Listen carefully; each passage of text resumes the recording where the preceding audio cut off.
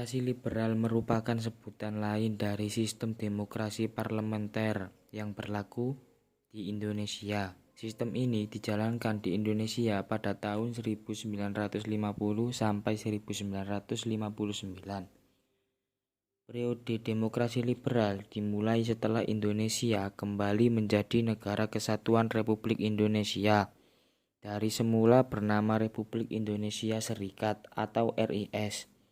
Pembentukan RIS berdasarkan persetujuan di Konferensi Meja Bundar yang kemudian dibatalkan secara sepihak oleh pemerintah Indonesia. Republik Indonesia Serikat dibagi menjadi 7 bagian, yaitu Republik Indonesia, Indonesia Timur, Jawa Timur, Sumatera Timur, Madura, Pasundan, dan Sumatera Selatan. Aksi militer yang dilancarkan Belanda pada tanggal 20 Juli 1947 terhadap wilayah yang dikuasai Republik Indonesia yang disebut sebagai agresi militer Belanda I mengakibatkan Belanda memperoleh kembali kendali atas Jawa Barat dan Jawa Timur, juga wilayah sekitar Medan, Palembang, dan Padang di Sumatera. PBB kemudian menyerukan gencatan senjata dan negosiasi antara kedua belah pihak mengarah pada perjanjian Renville pada bulan Januari 1948. Dengan gencatan senjata di sepanjang garis Van Mook yang menghubungkan antara titik-titik terdepan daerah yang diduduki Belanda. Belanda kemudian mendirikan negara-negara bagian di wilayah-wilayah yang mereka duduki, antara lain Sumatera Timur, Madura, Jawa Barat, Sumatera Selatan, Jawa Timur. Para pemimpin di wilayah ini kemudian membentuk apa yang disebut dengan Majelis Permusyawaratan Federal atau Bijenkorps for Federal Overleg. Negara Republik Indonesia dan RIS mengadakan musyawarah untuk mendirikan kembali Negara Kesatuan Republik Indonesia. Pada tanggal 19 Mei 1950 tercapai kesepakatan antara RIS dan Republik Indonesia yang diatur dalam Piagam Perjanjian RIS-RI untuk membentuk Negara Kesatuan sebagai perwujudan Republik Indonesia berdasarkan Proklamasi 17 Agustus 1945.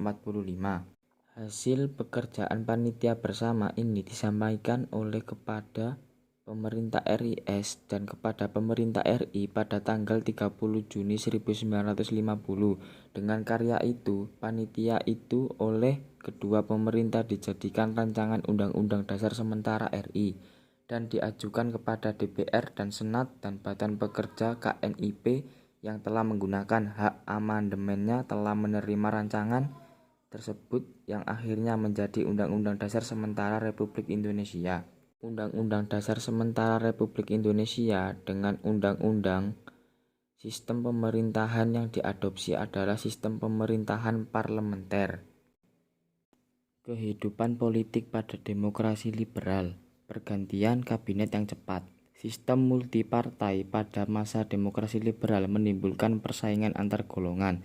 Masing-masing partai hanya mau mencari kemenangan dan popularitas partai dan pendukungnya sehingga mengakibatkan ketidakstabilan politik Indonesia. Hubungan pusat dan daerah.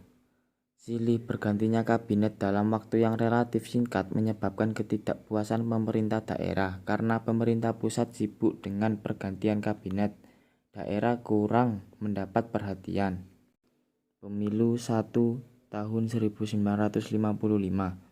Pemilihan umum atau pemilu sudah direncanakan oleh pemerintah, tetapi program ini tidak segera terwujud karena usia kabinet pada waktu itu relatif singkat. Persiapan-persiapan secara intensif untuk program tersebut tidak dapat dilaksanakan.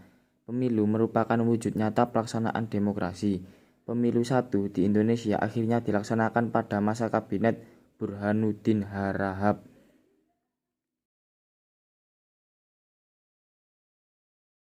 Sistem pemerintahan di masa demokrasi liberal, yaitu sistem pemerintahan parlementer dengan ciri-ciri kepala pemerintah adalah Perdana Menteri, Presiden hanya sebagai kepala negara. Kabinet dipimpin Perdana Menteri, bertanggung jawab kepada parlemen. Lamanya masa jabatan kabinet tidak diatur, karena Perdana Menteri bisa kapan saja dijatuhkan oleh parlemen dengan mosi tidak percaya terhadap kinerja dan kebijakannya. Pergantian kabinet yang cepat. Sebagai bukti dapat dilihat pergantian kabinet dalam waktu yang relatif singkat berikut ini. Kabinet pertama, yaitu Kabinet Natsir, dimulai pada tanggal 6 September 1950 sampai 20 Maret 1951. Alasan berhentinya masa jabatan adalah adanya mosi tidak percaya dari PNI menyangkut pencabutan PP nomor 39 tahun 1950. Prestasi Kabinet Natsir.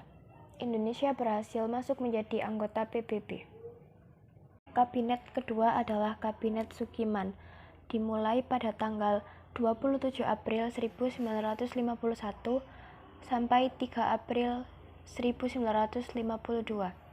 Alasan berhentinya masa jabatan Kabinet Sukiman adalah penandatanganan kerjasama Menteri Luar Negeri dengan Duta Besar Amerika.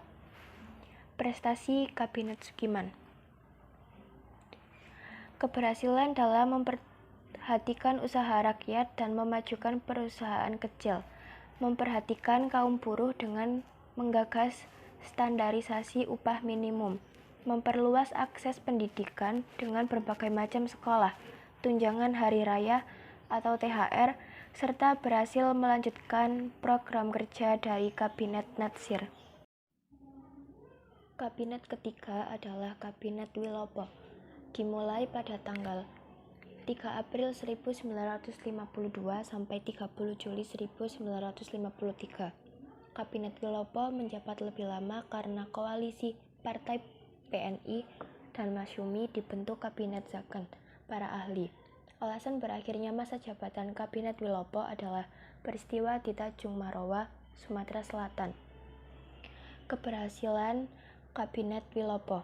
Melakukan pemilu, memperketat impor, memperkenalkan konsep balance budget, rasionalisasi angkatan bersenjata melalui modernisasi dan pengurangan personil, menekan pengeluaran pemerintah.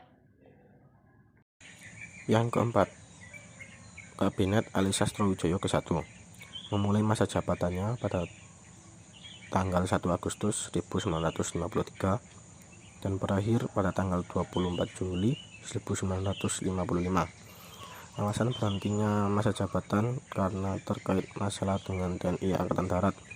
Pada tanggal 27 Juli 1955 terjadi aksi boikot perwira pada TNI Angkatan Darat. Salah satu prestasi kabinet ini: 1. Konferensi Asia Afrika di Bandung tahun 1955. 2. Membatalkan utang Indonesia Belanda. 3. Membentuk panitia pemilu. Yang kelima, Kabinet Burhanuddin memulai masa jabatannya pada tanggal 12 Agustus 1955 sampai 3 Maret 1956. Prestasi Kabinet Burhanuddin: 1. Menyelesaikan konflik TNI Angkatan Darat. 2. Menyelenggarakan pemilu pertama di Indonesia dan memilih anggota DPR dan Dewan Konstituante. Alasan berhentinya masa jabatan Kabinet Burhanuddin karena tugasnya dianggap selesai. Yang keenam, Kabinet Ali Sastrowijoyo kedua.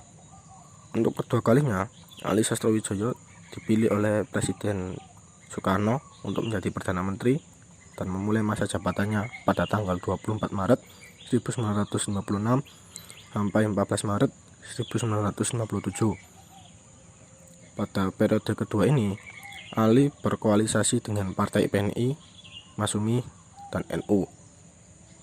Alasan berhentinya masa jabatan karena Ali Sastrowijoyo tidak tegas dalam menghadapi gerakan separatis sehingga membuat NU dan Masyumi keluar dan terjadi keretakan dalam kabinet. Sebelum memilih Perdana Menteri pengganti Ali Sastrowijoyo, Presiden berpidato yang isinya menyuarakan bahwa ternyata demokrasi liberal sangat tidak cocok diterapkan di Indonesia.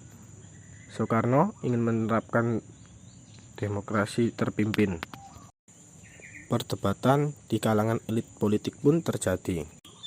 Soekarno akhirnya membentuk kabinet ekstra parlementer, yaitu kabinet yang terbentuk karena pandangan masing-masing partai tidak dapat dipertemukan. Kabinet tersebut diberi nama Kabinet Karya dengan mengangkat seorang tokoh non-partai bernama Insinyur Haji Juanda sebagai Perdana Menterinya, sehingga kabinet ini disebut juga sebagai Kabinet Juanda. Yang terakhir, Kabinet Juanda memulai masa jabatannya 9 April 1957 sampai 10 Juli 1959. Dibentuk dari jajaran para ahli.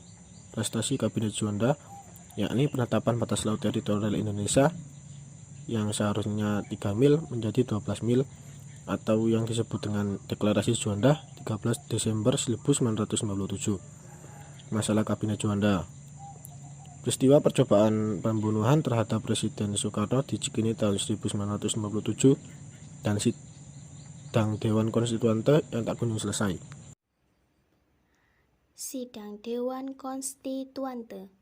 Konstituante dipilih dalam sebuah pemilihan umum pada bulan Desember 1955. Dewan ini bersidang di Bandung antara bulan November 1956. Dibubarkan oleh Presiden Soekarno lewat sebuah dekret presiden pada tanggal 5 Juli 1959. Dalam sidang Dewan Konstituante muncul 3 usulan dasar negara yang diusulkan oleh partai-partai. Ketiga usulan tersebut yaitu 1. Dasar Negara Pancasila diusung oleh PNI. 2. Dasar Negara Islam diusung oleh Masyumi. 3. Dasar Negara Sosial Ekonomi diusung oleh Partai Murba. Kegagalan konstituante dalam merumuskan undang-undang dasar yang baru adalah akibat adanya perdebatan kelompok Islam dan nasionalis sekuler tentang dasar negara. Perebutan wilayah Irian Barat. Upaya pembebasan Irian Barat bermula ketika Belanda menolak mengakui Irian Barat sebagai bagian NKRI. Sikap itu disampaikan Belanda dalam perundingan KMB pada tanggal 23 Agustus sampai 2 November 1449.